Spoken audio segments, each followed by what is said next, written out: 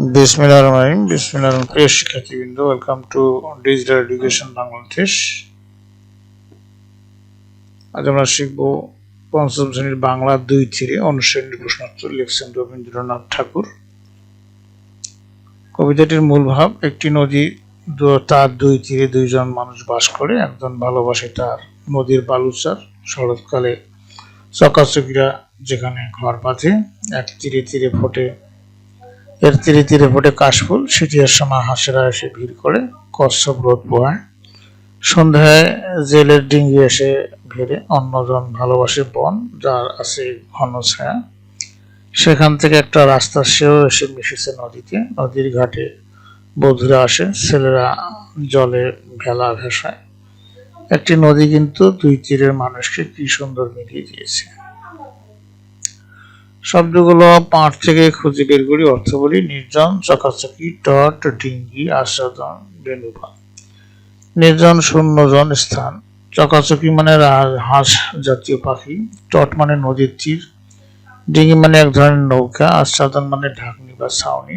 বেণুবন মানে বাঁশবাগান। ঘরের ভেতরের বা শব্দগুলো খালি জায়গায় বসিয়ে বাক্য তৈরি করি। চকাচকিরা, আস্বাদন, টটে, বেণুবন, নির্জন, ডিঙ্গি। আর এর উত্তরগুলো ছিল তোমার বসাবা কর মধ্যে নির্জন, খ হবে চকাচকিরা, গ হলো ডিঙ্গি, ঘ হলো টটে, ও ম হলো আস্বাদন, আর স হলো বেণুবন হবে। নিচের কথাগুলো বুঝে নি। তুমি ভালোবাসো তোমার ওই ওপারের বন, সেথায় গাথা ঘন ছায়া পাতার আচ্ছাদন। উত্তর: কবির এই বন্ধুটির বাস হলো নদীর ওপারে। নদী পাড়ে গাছের পাতায় ঘন ছায়ায় ঘেরা বনটি তার ভালো লাগে। এরপরে 5 নম্বর ছিল প্রশ্নগুলোর উত্তর বলিও লিখি। নদীর বালুচরে কি ঘটে? নদীর বালুচরে চিড়ের চারপাশে কাশফুল ফোটে।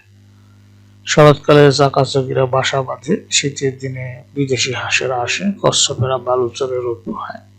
সন্ধ্যাবেলায় জেলেদের 2-1টি ডিঙ্গি নৌকায় ভিড়। ছিল 2 তীরে 2 জন মানুষের ভালো লাগার জিনিসগুলো কি কি? কবির ভালো লাগে নদীর বালুচর, চকাচকির ঘর, চিঠি ফুটিয়ে থাকা কাঁস, বিদেশি হাঁসের বিচরণ, কচ্ছপের রোদ পোহানোর দৃশ্য, সন্ধ্যাবেলা জেলেদের ডিঙ্গি বেড়ানোর দৃশ্য। কবির বন্ধুর ভালো লাগে গাছপালা ঘেরা ঘন বন, বন থেকে নদীতে চলে যাওয়া বাঁকা গলি, গলির দুধারের বাঁশবন, গ্রামের বধূদের ঘাটে আসা যাওয়ার দৃশ্য, নদীতে ছেলেদের আনন্দ করার দৃশ্য। এরপরে গ ছিল ঘাটে বধূর মেলা বলতে কি বোঝানো হয়েছে? নদীর ঘাটে গ্রামের বধূরা সারাদিনই নানা কাজে আসে। কেউ পানি নেয়, কেউ কাপড় ধোয়। তারা পরস্পর কথা বলে আনন্দ করে। দেখে মনে হয় ঘাটের জন্য বধূদের মেলা বসেছে। হলো 2 তীরে নদীর কবিতার ওই পাড়ের বনটি কেমন? 2 তীরের কবিতা: নদীর ওই পাড়ের বনটি গাছের পাতায় ঘন ছায়ায় ঘেরা। বন থেকে ছোট একটি রাস্তা এসে মিশেছে নদীতে। সেই রাস্তার 2 ধারে বাঁশবাগান পরস্পর জড়াজড়ি করে অবস্থান করছে। সকাল সন্ধ্যায় ছেলেরা দল কি করে? সকাল সন্ধ্যায় ছেলের দল নদীতে ভেলা ভাসিয়ে ভেসে বেড়ায়। কবিতাটি আবৃত্তি করি। শিক্ষকের সাহায্যে নিজে নিজে আমরা চেষ্টা করি। আমরা শেষে কবিতাটার আবৃত্তি শুনব। 7 হলো কর্ম অনুশীলন।